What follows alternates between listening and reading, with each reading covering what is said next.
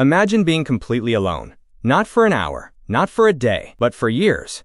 No friends, no family, no messages, no one calling your name. At first, that might sound peaceful. No drama, no arguments, no interruptions. But what if I told you that loneliness can be just as dangerous as smoking multiple cigarettes every day?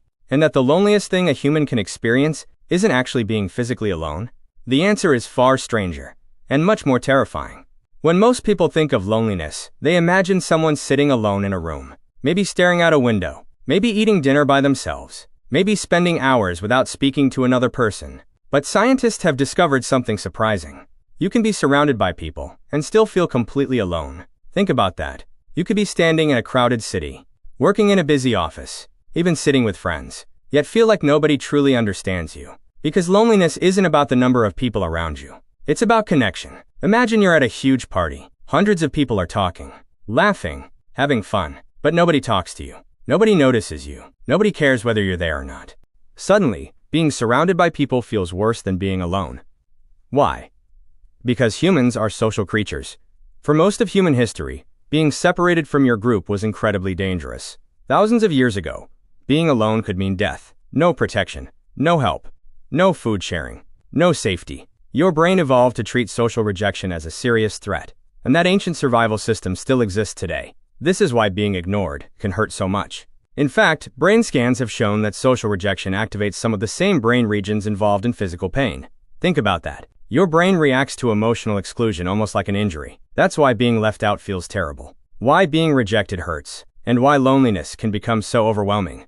But there is something even lonelier, something psychologists sometimes call feeling unseen. Imagine talking about your thoughts, your fears, your dreams, your struggles, and feeling like nobody truly understands what you're trying to say.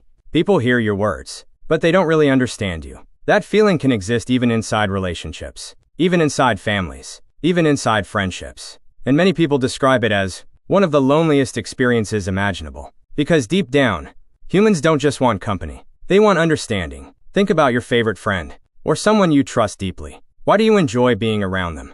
It's not just because they're physically present. It's because you feel understood. You can be yourself. You don't have to pretend. You don't have to wear a mask. That feeling of being understood creates connection. And connection is the opposite of loneliness.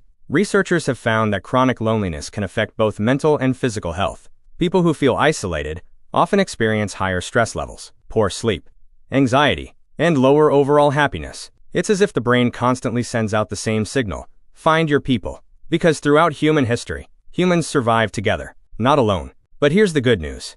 Loneliness isn't permanent. One meaningful conversation can change everything. One genuine friendship. One person who listens. One person who understands. Sometimes that's all it takes. Because humans aren't looking for thousands of connections.